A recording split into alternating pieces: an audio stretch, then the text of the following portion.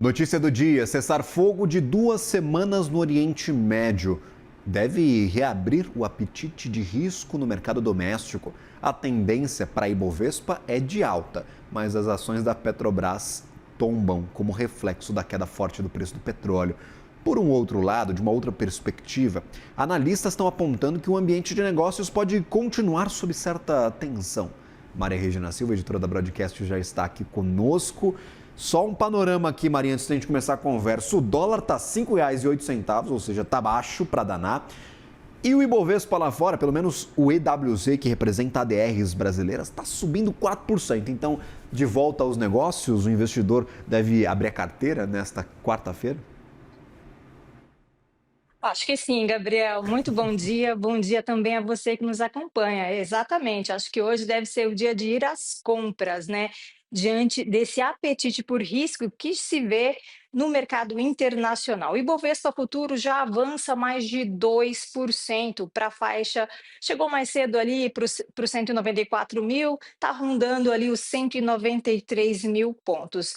Diante dessa expectativa, né? Desse avanço do Ibovespa futuro e, como você já bem disse, do EWZ, lá no pré-mercado de Nova York, na faixa de 4%, a expectativa é de que o Ibovespa abra em forte alta. Quem sabe, Gabriel, testando ali pela primeira vez o nível recorde importante psicológico, né, de nível importante ali em termos psicológicos, dos 200 mil pontos. Lá atrás, lá no final do ano, já havia instituições estimando este índice aos 200 mil pontos. Vamos ver, né?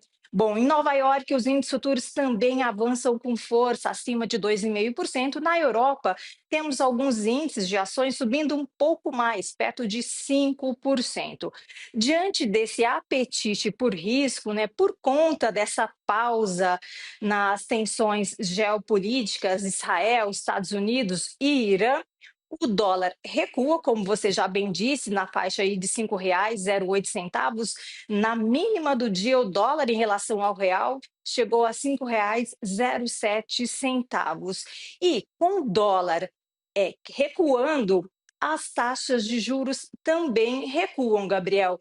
Já na largada, os juros futuros recuaram 20 pontos e continuam esse processo aí de Maria, queda, um segundo registrando só. A gente vai mínimas interromper essa nossa diárias. conversa porque o presidente Gabriel Galípolo está chegando agora no Congresso Nacional para participar da CPI do crime organizado, onde ele vai depor como convidado da comissão. Deve falar sobre a atuação do Banco Central na liquidação do Banco Master e deve ser alvo de diversas perguntas, tanto de apoiadores do governo quanto da oposição. Você viu as imagens ao vivo? Gabriel Galípolo está chegando na comissão. Daqui a pouquinho a gente já deve ter os primeiros questionamentos, os primeiros pronunciamentos de Gabriel Galípolo e principalmente relacionado a uma reunião que envolveu o presidente do Banco Central, ele mesmo, Gabriel Galípolo, o presidente Lula e o presidente à época do Banco Master, o banqueiro Daniel Vorcaro, que foi alvo de investigações da Polícia Federal e está preso. A gente vai seguir acompanhando estes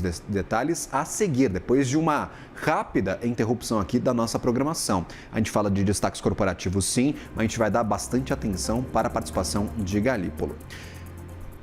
Maria Regina Silva está conosco aqui. Perdão pela interrupção, minha cara. A gente tinha que pegar essa entrada em tempo real, essa participação do presidente do Banco Central, que vai ser outro dos temas de extrema atenção do mercado no dia de hoje. O que ele tem a dizer e o que os deputados e senadores vão ter a perguntar, os que os congressistas vão ter a perguntar para o presidente.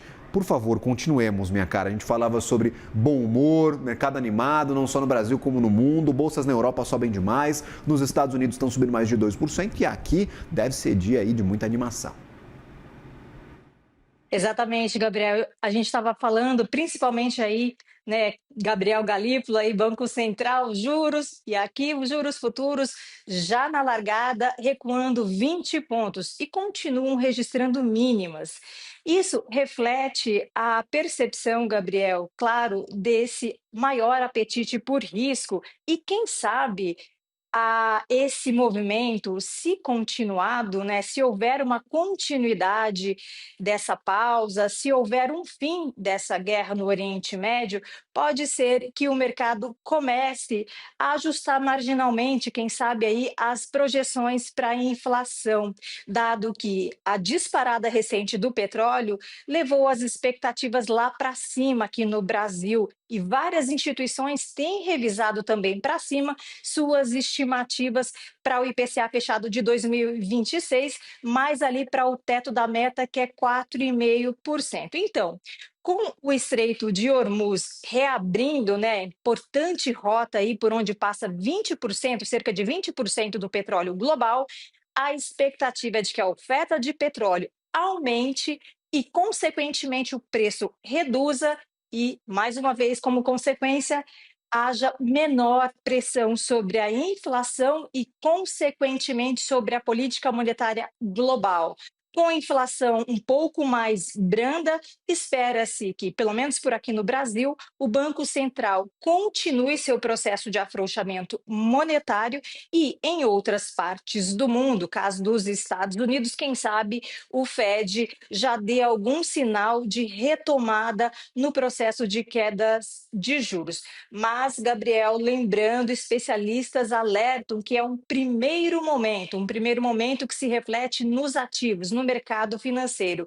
O próximo passo, de novo, se esse movimento continuar, aí sim podemos ver esse efeito, né, desse alívio aí geopolítico em dados, em indicadores econômicos, nas expectativas para a inflação, sobretudo. Lembrando, o petróleo hoje cai abaixo de $100 o barril, mas ainda está distante daquele nível de $65 o barril antes dos conflitos, Gabriel.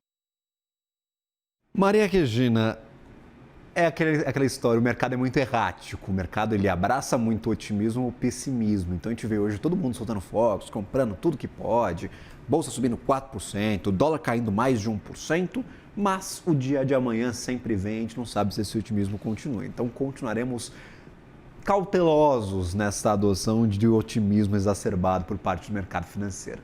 Até uma próxima, minha cara, um bom trabalho a você, um bom restante de semana a toda a equipe da Broadcast. Eu que agradeço, ótimo dia para vocês também. Valeu.